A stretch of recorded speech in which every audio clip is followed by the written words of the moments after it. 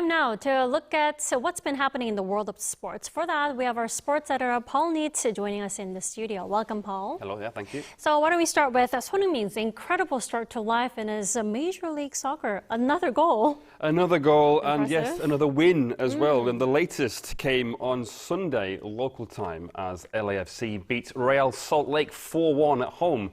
Son scored the goal that gave LAFC the lead, making it 2-1 just before half-time, firing in from outside the box for what was his first in a home game.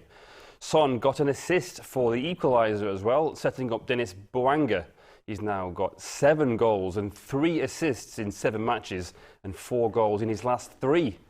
On Wednesday last week, Son got his first MLS hat-trick and a 4-1 win against the same team, Real Salt Lake. The win meant that LAFC have booked their place in the playoffs. They now sit 4th in the Western Conference, 7 points behind San Diego in first, but with 2 games in hand. You know, what a star. LAFC could even win the Supporter Shield then, you know. Now, moving on to baseball, Kim Ha-sung seems to be fitting well in at his new club, the Atlanta Braves. Yes, you're quite right. Shortstop Kim Ha-sung played a big role as well in his team's win over the Detroit Tigers. On Sunday, he extended his hitting streak to 9 games in the process, a home run in a 6-2 win over the Detroit Tigers. And throughout, Kim went 1 for 3 with 2 RBIs, 1 run and 1 walk. This came after getting the run that put the Braves ahead in the 9th inning in the match before a 6-5 win. In that match, he went 1 for 4, and with a score at 5-4, he singled to right field. Since his move, his batting average has been at .313, up compared to his time with the Rays, where he was batting at .214 from 24 games. Paul, moving on to badminton, world number 1 An Se-young, she just needed, 33 minutes to win the China Open final. Yeah, incredible. She beat Han Ri of China 2-0 on Saturday to win the China Open, and did so with set scores of 21-11, 21-3 at one point, and had built up a 10-point lead early in the first game and only seemed to get stronger in the second, despite her opponent being world number 3.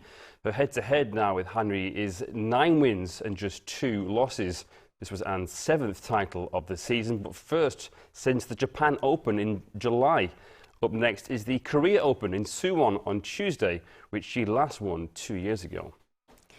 And lastly, to tennis, we had the Korea Open, and it was this year's Wimbledon's winner who claimed the title, right? It was indeed, yes. Iga Swiatek on Sunday won the Korea Open here in Seoul.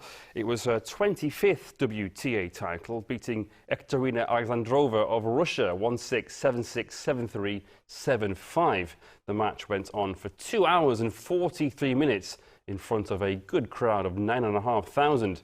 It was Swiatek's first Korea Open appearance.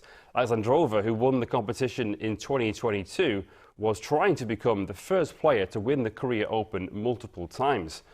Meanwhile, also on Sunday, Barbara Krejcikova and Katerina Szyakova won the doubles title. They beat Maya Joint of Australia and Katie McNally of the US 6-3, 7-6, 8-6. It was their 18th title together. Wow, great stuff as always, Paul. Thank you as always for the wrap-up. I'll see you next week. Thank you, yeah.